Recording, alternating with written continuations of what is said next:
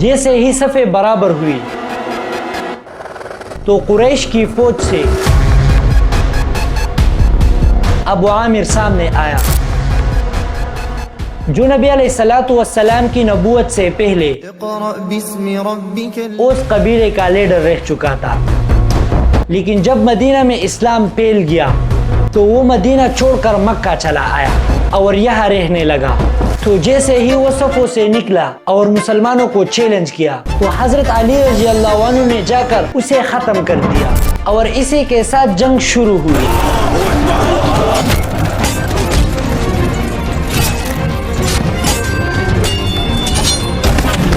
حضرت حمزہ رضی اللہ عنہ نے ایک کافر پر حملہ کر دیا اور ان کے ہاتھ میں ایک پلیٹ تھا، اسی کے ساتھ اس کو گرا دیا اور قتل کر دیا۔ اس کے بعد ابو سعد بن ابی طلحہ نے جنڈا ہاتھ میں لیا۔ سعد بن ابی وقاص رضی اللہ عنہ نے ایک تیر مارا ان کے گلے پر، جس سے وہ قتل ہو گیا۔ اسی طرح کفار کی فوج سے ایک ایک مارا جاتا تھا اور پھر جنڈا ارتاد بن شرحبیل کے ہاتھ میں آ گیا تو حضرت علی رضی اللہ عنہ نے اس کا کام بھی تمام کر دیا۔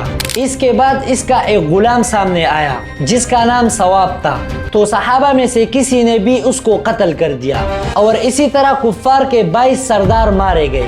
ابو دجانہ رضی اللہ عنہ، جن کو رسول اللہ صلی اللہ علیہ وسلم نے اپنی تلوار دی تھی، صفوں کو چیرتے جاتے اور جو سامنے آتا اس کو ختم کر دیتا، یہاں تک کہ ہندا جو ابو سفیان رضی اللہ عنہ کی بیوی تھی وہ سامنے آ گئی۔ ابو دجانہ رضی اللہ عنہ نے اس پر تلوار اٹھائی مگر فوراً ہی ہاتھ کو روک لیا اور کہا یہ مناسب نہیں کہ میں رسول اللہ صلی اللہ علیہ وسلم کی تلوار کسی عورت پر چلاؤ۔ وحشی بن حرب جو جبیر بن مطعم کا حبشی غلام تھا، جنگی بدر میں جبیر بن مطعم کا بھائی حضرت حمزہ رضی اللہ عنہ کے ہاتھ سے قتل ہو گئے تھے اور جبیر کو اس کا بہت تکلیف ہوا تھا۔ تو جبیر نے وحشی سے کہا کہ اگر آپ نے میرے چاچا کے بدلے حضرت حمزہ کو قتل کر دیا تو میں تم کو آزاد کروں گا۔ جب قریش جنگ احد کے لیے روانہ ہوئے تھے تو وحشی بھی ان کے ساتھ روانہ ہوا تھا۔ وحشی حضرت حمزہ رضی اللہ عنہ کی تلاش میں ایک پتھر کے نیچے چھپا ہوا بیٹھا تھا۔ جب حضرت حمزہ رضی اللہ عنہ ادھر سے گزرے تو وحشی نے پیچھے سے ناف پر حملہ کر دیا، جس سے حضرت حمزہ رضی اللہ عنہ شہید ہو گئے۔ فتح مکہ کے بعد وحشی بن حرب نے اسلام قبول کیا، بٹ رسول اللہ صلی اللہ علیہ وسلم نے اسے فرمایا کہ اگر ہو سکے تو تم میرے سامنے نہ آیا کرو، تم کو دیکھ کر چچا کا صدمہ تازہ ہو جاتا ہے، کیونکہ وحشی بن حرب نے حضرت حمزہ رضی اللہ عنہ کو بہت ہی بے دردی سے شہید کیا تھا۔ وحشی جب آپ صلی اللہ علیہ وسلم کے خدمت میں حاضر ہوتے تو پس پش بیٹھتے اور اس فکر میں رہتے تھے کہ میں کس طرح اس کا کفارہ ادا کروں۔ چنانچہ جنگ یمامہ میں وحشی بن حرب رضی اللہ عنہ نے مسیلمہ کذاب، جس نے نبوت کا جھوٹا دعویٰ کیا تھا، اسی نیزے پر مارا جس نیزے پر حضرت حمزہ رضی اللہ عنہ کو شہید کیا تھا۔ ابو عامر جو حضرت علی رضی اللہ عنہ نے جنگ کے شروع میں قتل کر دیا تھا، اس کا بیٹا حضرت حنظلہ رضی اللہ عنہ جو کہ رسول اللہ صلی اللہ علیہ وسلم کے ساتھ تھا، حضرت حنظلہ رضی اللہ عنہ نے ابو سفیان پر فل سپیڈ حملہ کیا مگر کسی کافر نے اس کو پیچھے سے مار کر شہید کر دیا۔ آپ صلی اللہ علیہ وسلم نے فرمایا کہ میں نے فرشتوں کو دیکھا کہ حضرت حنظلہ رضی اللہ عنہ کے آبر کے پانی سے چاندی کے برتنوں میں غسل دے رہے ہیں۔ ان کی بیوی جمیلہ سے پوچھا گیا تو اس نے کہا کہ یہ جنابت کی حالت میں ہی جنگ کے لیے روانہ ہو گئے تھے اور ادھر شہید ہوئے۔ کافروں کی فوج نے جب یہ دیکھا کہ مسلمان بہت تیزی سے لڑ رہے ہیں تو کافروں کی فوج پیچھے ہٹی اور ایسے لگنے لگا کہ بس مسلمان ہی یہ جنگ جیت رہے ہیں۔ جب مسلمانوں نے دیکھا کہ کافر بھاگ رہے ہیں تو مسلمان مالی غنیمت میں مشغول ہو گئے۔ تو پہاڑ کے پیچھے جو 50 آرچرز کھڑے تھے انہوں نے دیکھا کہ مسلمان تو مال غنیمت جمع کر رہے ہیں، تو ان سے 40 یا 41 آرچرز نیچے آئے مالی غنیمت جمع کرنے کے لیے۔ تو پہاڑ پر صرف 9 یا 10 آرچرز رہ گئے۔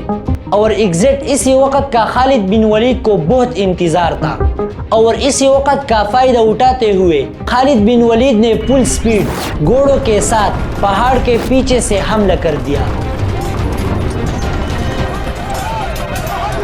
پہاڑ کے پیچھے جو 9 یا 10 صحابہ کھڑے تھے ان کو شہید کر دیا۔ خالد بن ولید کے اس حملے سے مسلمانوں کے صفیں ادھر ادھر ہو گئی، یہاں تک کہ دشمن رسول اللہ صلی اللہ علیہ وسلم کے بہت ہی قریب پہنچ گئے، اور ایسے لگنے لگا کہ مسلمان جیتی ہوئی جنگ ہار رہے ہیں۔ مسلمانوں کا پلیگ مصعب بن عمیر رضی اللہ عنہ کے ہاتھ میں تھا۔ مصعب بن عمیر رضی اللہ عنہ شہید ہو گئے۔ اس کے بعد آپ صلی اللہ علیہ وسلم نے جھنڈا حضرت علی رضی اللہ عنہ کے ہاتھ میں دے دیا۔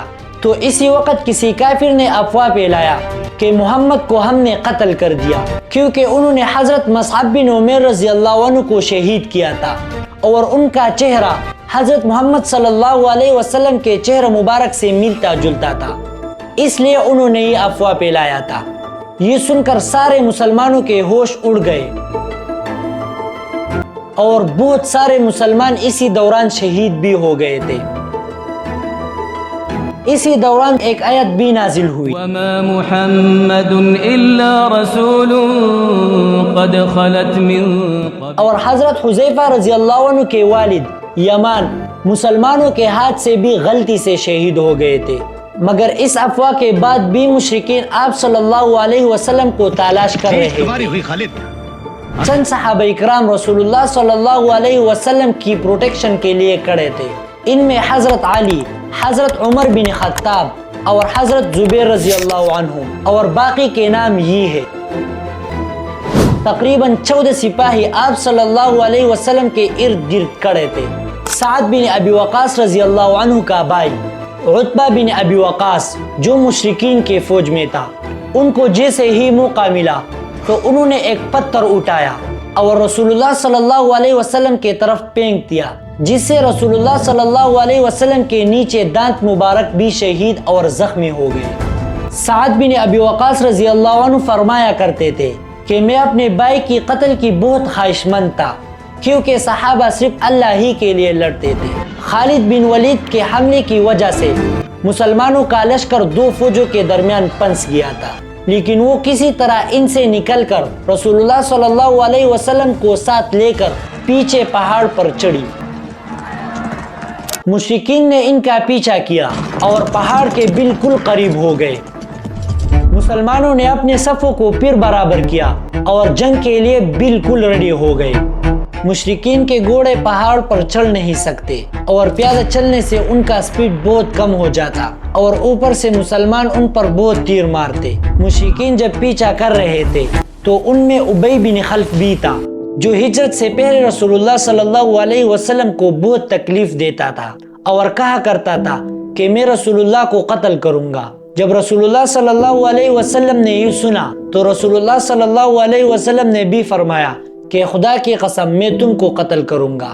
آج یہی ابی بن خلف بار بار کہا کرتے تھے کہ محمد کہا ہے کہ میں اسے قتل کروں، تو صحابہ نے ان کا راستہ روک لیا، مگر رسول اللہ صلی اللہ علیہ وسلم نے صحابہ کو حکم دیا کہ ان کو چھوڑ دے اور آنے دے، اور رسول اللہ صلی اللہ علیہ وسلم نے حارث بن سمہ رضی اللہ عنہ کے ہاتھ سے نیزہ لیا اور خود ان سے مقابلہ کے لیے آئے۔ ابی بن خلف نے پہلے آپ صلی اللہ علیہ وسلم پر حملہ کیا، مگر رسول اللہ صلی اللہ علیہ وسلم بچ گئے، اور آپ صلی اللہ علیہ وسلم نے نیزے سے ابی بن خلف کو تھوڑا سا زخمی کیا، مگر وہ گھوڑے سے گر پڑے اور بیل کی طرح چیختے ہوئے بھاگ گئے۔ مشرکین نے اسی تسلی دی کہ یہ تو معمولی سی زخم ہے۔ اس نے کہا کہ اس کی تکلیف بہت زیادہ ہے، اور پھر اس زخم سے وہ مر گئے۔ اس کے بعد ابو سفیان نے فیصلہ کیا کہ بس اتنا ہی کافی ہے، ہم مکہ واپس چلتے ہیں۔ جانے سے پہلے ابو سفیان نے حضرت عمر رضی اللہ عنہ سے پوچھا کہ کیا ہم نے محمد کو قتل کیا ہے یا نہیں، تو حضرت عمر رضی اللہ عنہ نے سختی سے جواب دیا کہ نہیں، وہ بالکل ٹھیک ہے، اور جو تم کہہ رہے وہ سن رہے ہیں۔ اس پر ابو سفیان کو بہت غصہ آیا، کیونکہ انہوں نے یہ جنگ اس لیے کی تھی کہ محمد کو قتل کر دیا جائے اور مدینہ پر قبضہ کر دیا جائے۔ اس کے بعد ابو سفیان نے کہا کہ اگلے سال پھر بدر میں مقابلہ ہوگا، تو ان کو جواب ملا ٹھیک ہے، اگلے سال مقابلے کا وعدہ رہا۔ اور اس کے بعد ابو سفیان واپس ہوئے۔ جیسے ہی وہ واپس ہوئے تو رسول اللہ صلی اللہ علیہ وسلم نے حضرت علی رضی اللہ عنہ کو ان کا پیچھا کرنے کے لیے بھیجا اور فرمایا کہ اگر وہ اونٹوں پر سوار ہو اور گھوڑے خالی ساتھ لے جا رہے ہو تو پھر وہ سیدھا مکہ جائیں گے، اور اگر وہ گھوڑوں پر سوار ہو تو ان کا ارادہ مدینے پر حملہ کرنے کا ہوگا۔ اور حضور صلی اللہ علیہ وسلم نے فرمایا اگر ایسا ہوا تو میں خود ان سے مقابلہ کے لیے نکلوں گا۔ حضرت علی رضی اللہ عنہ قریش کے پیچھے گئے اور پھر واپس آ کر فرمایا کہ وہ اونٹوں پر سوار ہو کر سیدھا مکہ کی طرف چلے گئے اور گھوڑے خالی ساتھ جا رہے ہیں۔ اس جنگ سے مسلمانوں کو بہت نقصان ہوا، مگر مسلمانوں نے اس جنگ سے ایک چیز سیکھی کہ جنگ کے دوران کسی بھی حالت میں کبھی بھی اپنے لیڈر کے خلاف نہیں جانا۔ اس کے بعد مسلمانوں نے بڑی بڑی جنگیں جیتی اور کبھی اپنے لیڈر کے خلاف ورزی نہیں کی۔ مکہ کی فوج تو واپس چلی گئی، بٹ اس بار ابو سفیان نے پورے عرب سے 10,000 کی فوج جمع کر کے مسلمانوں پر حملہ کرنے کی تیاری شروع کر دی۔ جنگی خندق۔